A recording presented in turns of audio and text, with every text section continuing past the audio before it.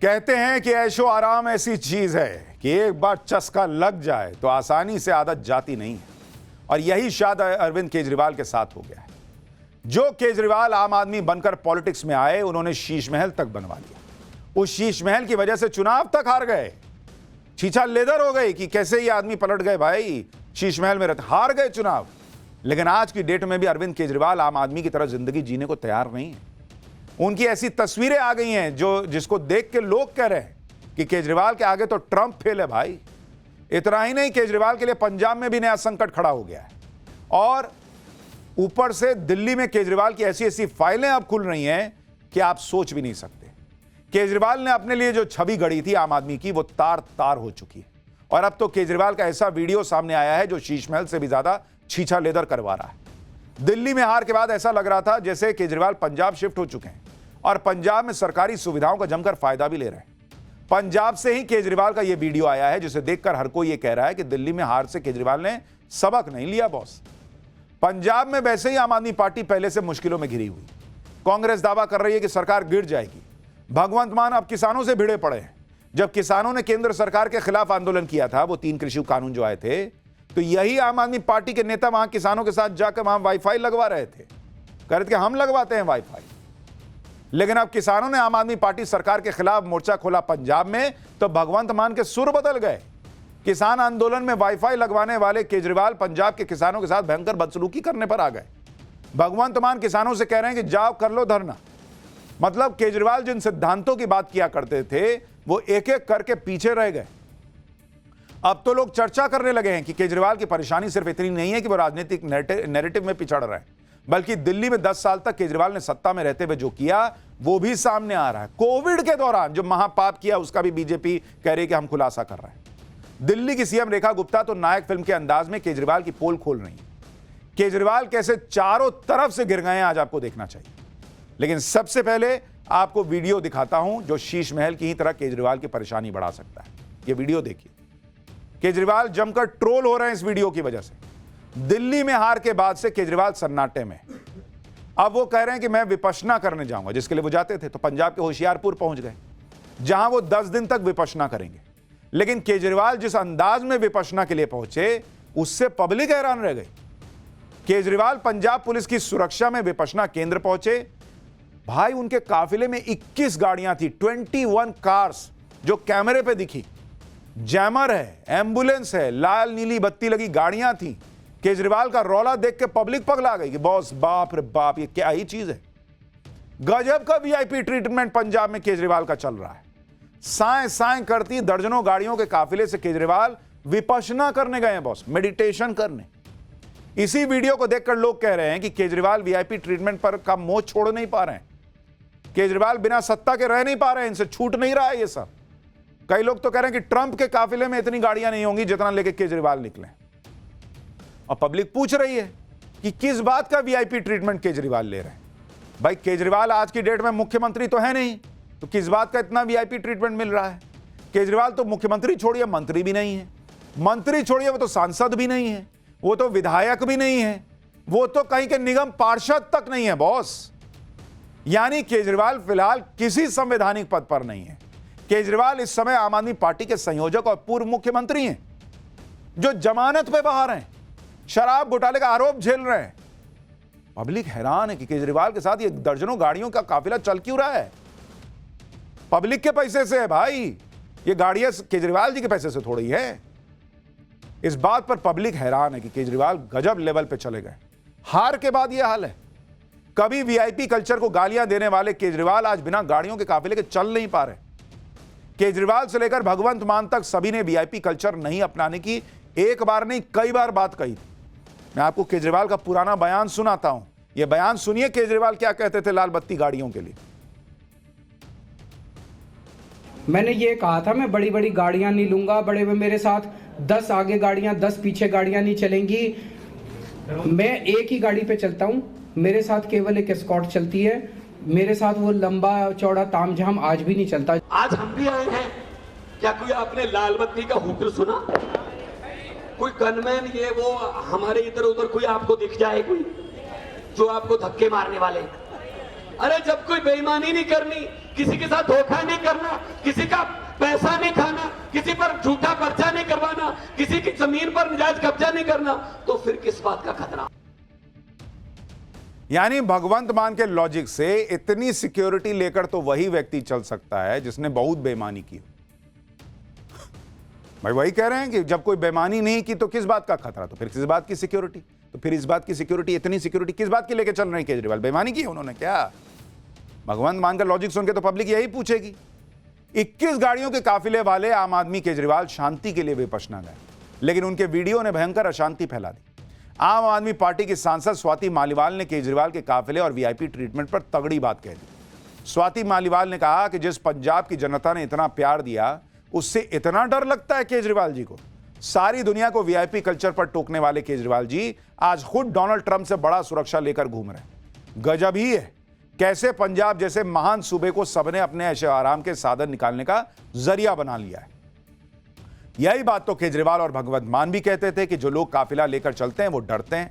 तो क्या अब केजरीवाल पंजाब की जनता से डर रहे हैं? बीजेपी और कांग्रेस ने भी केजरीवाल पर निशाना साधते हुए कहा कि आज केजरीवाल 50 गाड़ियों के काफिले में चल रहे हैं। वो ऐसी कौन सी शांति ढूंढने विपश्यना में इतने तामझाम के साथ गए? जरा सुनिए बीजेपी और कांग्रेस को। 50 से ज़्यादा गाड़ियों का काफिला है, उसके अंदर लैंड क्रूजर 2-2 करोड़ की गाड़ियां हैं, फायर ब्रिगेड साथ चल रही हैं, एम्बुलेंस साथ चल रही हैं, 100 से ज़्यादा कमांडो चल रहे हैं। बताइए कैसे आम आदमी पार्टी है, और ये कैसे आम आदमी है, और ये कैसी विपासना है, कैसी शांति ढूंढने गए हैं जिसके अंदर उनको 100 गनमैन साथ में चाहिए, 50 गाड़ियों का काफिला चाहिए। ये कैसी उनको विपासना है? अब आप विपासना करो क्या करो, आपका व्यक्तिगत निर्णय है, लेकिन ये जो तामझाम में जीने की इनको आदत हो गई ना। हम लोग तो बार बार कहते थे कि ये सत्ता का लोभी है, आज नहीं, मैं तो 10 साल से कह रहा हूँ। जब ये सादगी की चीज़ें बांट के उस पर वोट बटोरते थे, तब भी हम कहते थे कि सादगी इनका एक दिखावा था, एक ढकोसला था, और वो सामने निकल कर आया है। सत्ता और सत्ता से मिलती हुई जो अय्याशी है और जो ऐश है, उसमें इतनी इनको आदत पड़ गई है कि अपनी विपासना में भी वो 100 गाड़ियों का काफिला लेके चल रहे हैं। लोगों को लगा था कि केजरीवाल अगर चुनाव हार गए, पब्लिक ने सत्ता से बाहर कर दिया, शीश महल से बाहर कर दिया, तो शायद केजरीवाल बदलेंगे। लेकिन ये तस्वीरें देखकर पब्लिक खुद ही कह रही है कि ना लग रहा कि केजरीवाल बदल रहा है। केजरीवाल अपने लिए शीश महल बनवा चुके, अब बिना किसी पद के इस भोकाल वाले वीआईपी ट्रीटमेंट में चल रहे हैं। लेकिन जब दिल्ली वालों पर मुसीबत आई थी, लोग मर रहे थे, कोरोना का संकट काल था, उनके लिए काम करने का समय था, तब केजरीवाल ने क्या किया था, अब वो बीजेपी बता रही है। केजरीवाल ने दिल्ली के हेल्थ और एजुकेशन मॉडल का जमकर ढिंढोरा पीटा था, जिसकी असलियत अब खुल रही है। खुद सीएम रेखा गुप्ता दिल्ली के सरकारी अस्पतालों का दौरा कर रही। कल ही रेखा गुप्ता गुरु तेग बहादुर अस्पताल गई थी और वहां का हाल देखकर वो हैरान रह गई थी। अस्पताल में कोविड के समय खरीदे गए सैकड़ों ऑक्सीजन कॉन्सेंट्रेटर पड़े हुए थे, मतलब खुले भी नहीं भाई, यूज ही नहीं हुए। सैकड़ों वेंटिलेटर और 36,000 से ज्यादा पीपीई किट बेकार पड़े रह गए।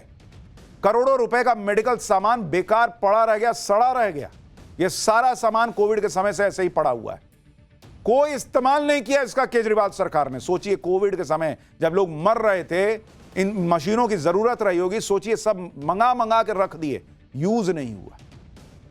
कोविड के समय यही केजरीवाल केंद्र सरकार पर आरोप लगाते थे कि मोदी सरकार ऑक्सीजन नहीं दे रही, कोविड से निपटने में मदद नहीं कर रही, जबकि सच्चाई यह है कि मोदी सरकार ने पूरी मदद की थी। खुद केजरीवाल उस मदद का इस्तेमाल नहीं कर पाए और बेकार का हल्ला मचाते रहे। सुनिए सीएम रेखा गुप्ता ने क्या कहा है। 458 ऑक्सीजन कॉन्सेंट्रेटर्स यहाँ पड़े हुए हैं, वेंटिलेटर पड़े हैं 146, 36,000 पीपी किट यहाँ पर पड़ी हुई है, और भी बहुत सारे मल्टी पैरा मॉनिटर्स पड़े हैं, इसके अलावा बाईपैप मशीन्स पड़ी हैं। ये सारी की सारी कोविड के समय से लेके अब तक पड़ी हुई हैं चीजें। और ये एक अस्पताल का मैटर नहीं है, ये हर अस्पताल के गोदाम ऐसे ही भरे पड़े हैं, जो कल मैंने हाउस में बोला था। करोड़ों रुपए का मटेरियल यहाँ पे मिट्टी हो रहा है। आज यदि हम किसी एक्सपर्ट से इसे दिखाएं भी, तो भी ये यूटिलाइज होने की स्थिति में नहीं है, ये केवल आपके गोदाम भरे हुए हैं। इतना ही नहीं, कोविड के समय केजरीवाल सरकार ने 7 अस्पताल बनाने की शुरुआत की थी, एक भी भाई साहब पूरा नहीं कर पाए। 1000 करोड़ से ज्यादा की लागत लग चुकी है, फिर भी 60% ही काम पूरा हुआ। 7 में से एक भी बिल्डिंग पूरी नहीं हो पाई। गुरु तेग बहादुर अस्पताल का दौरा करने के बाद सीएम रेखा गुप्ता ने इसका भी खुलासा किया। सुनिए जरा। कहाँ है हमारे हेल्थ सेक्रेटरी? हाँ जी, सेक्रेटरी साहब कहाँ है? आइए। ये जो पीछे का फोटो केबिन बना, वो कितनी लागत का बना हुआ है? अभी तक कितनी लागत लगी है उसमें? जो यहाँ पे कोविड के समय की जो 7 बिल्डिंग्स में से एक बिल्डिंग है, ये टेम्परेरी स्ट्रक्चर जो बनाई, हाँ, सेमी परमानेंट स्ट्रक्चर, वो यहाँ पे अभी कितना % पूरा हुआ है? 60% पूरा हुआ है। कितनी लागत से बना था ये? टोटल 7 का मिला के 1100 crores का एस्टिमेट था। 1100 करोड़ का एस्टिमेट था, जो कि उस समय का शुरू हुआ 60% पे आज भी है। कोविड में बन नहीं पाई, वो सारे के सारे जो थे सेमी परमानेंट स्ट्रक्चर जो थे, 7 में से एक भी बिल्डिंग पूरी नहीं हुई।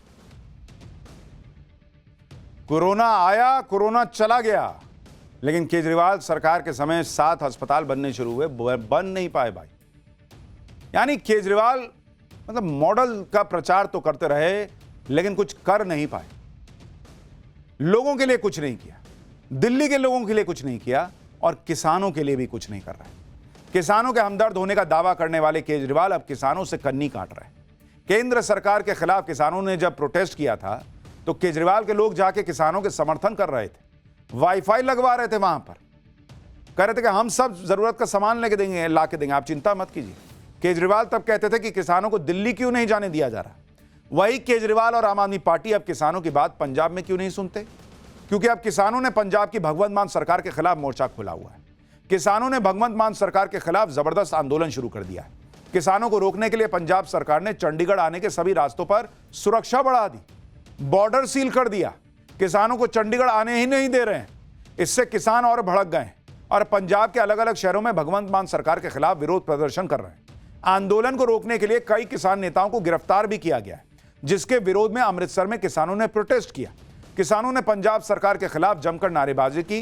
किसानों में इस बात को लेकर गुस्सा है कि आम आदमी पार्टी किसानों के साथ होने का दावा तो करती थी, लेकिन अब किसान आंदोलन कर रहे हैं तो आम आदमी पार्टी की सरकार उनकी बात तक नहीं सुन रही। पंजाब में उल्टा किसानों को गिरफ्तार किया जा रहा है, किसानों को चंडीगढ़ जाने से रोका जा रहा है।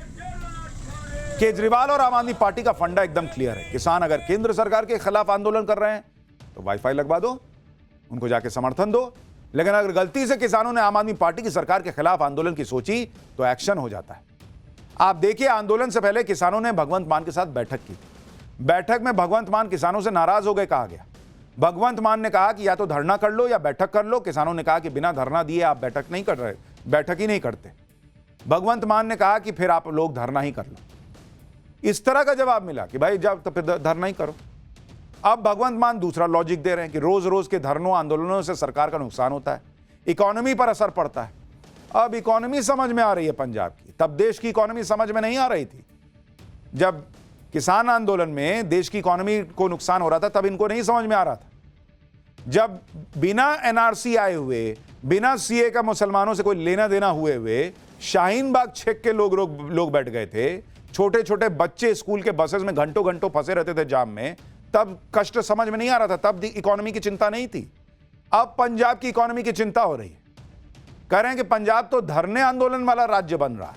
साथ ही भगवंत मान ये भी कह रहे हैं कि किसान सरकार की नरमी को कमजोरी ना समझे, सरकार एक्शन भी ले सकती है। सुनिए भगवंत मान को। किसानां ਨੂੰ मैं कल ਕਿਹਾ कि ਤੁਹਾਡੀਆਂ रोज ਦੀਆਂ रेल रोको, सड़क रोको, पाइप रोको, आ रोको और रोको करके नुकसान है।